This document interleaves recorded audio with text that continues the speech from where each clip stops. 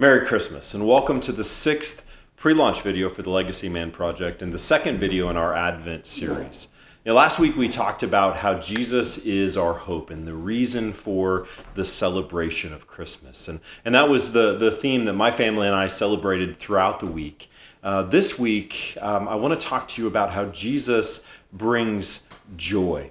In Psalm 16, which is one of my favorite Psalms, and you'll probably hear me say that a lot because I have a lot of favorite verses and chapters and books in the Bible because I love the scriptures. But in Psalm 16, the writer of the Psalms, the Psalm finishes it this way. He says, God, in your presence is fullness of joy.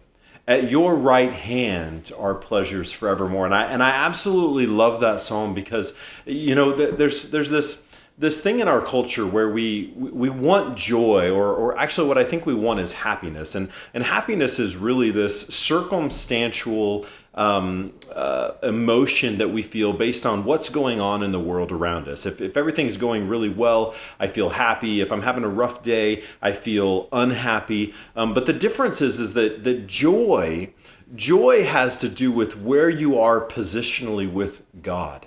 It doesn't have to do necessarily with what's going on in the world around you, because joy is focused on the person of Jesus Christ. It's focused on the God of the Bible. And that's why the psalmist says, in your presence, regardless of what I'm going through, in your presence is fullness of joy. Jesus, in the book of John specifically, in a number of places, talks to the disciples, and he says to the disciples, I've said these things, or I've done this, or I've come so that my joy would be in you, and so that your joy would be made full.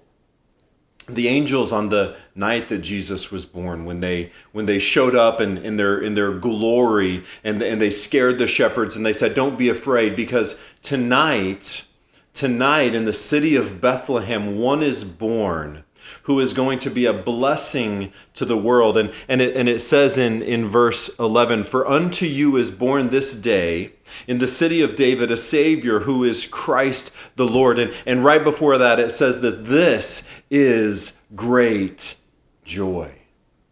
Jesus is coming.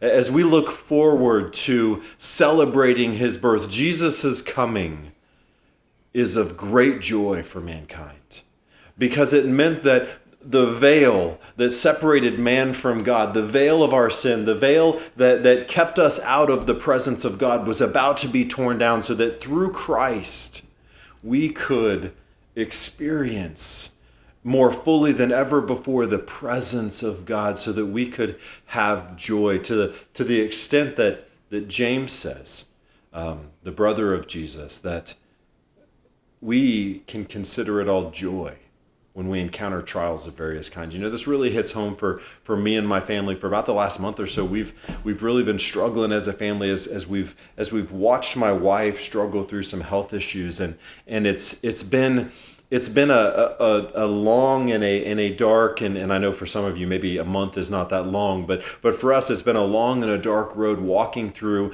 various trips to the emergency room, trips to the doctors, trying to figure out what's going on, and not really being sure even to this day.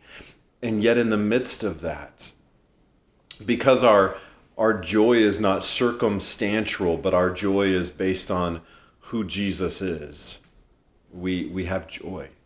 We have hope, which we talked about last week, and we are celebrating the Christmas season and celebrating who Jesus is, because he is our great joy.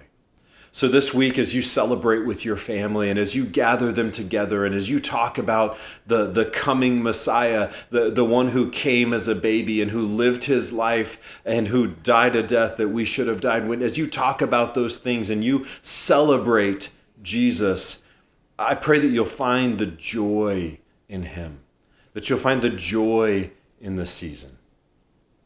Love you.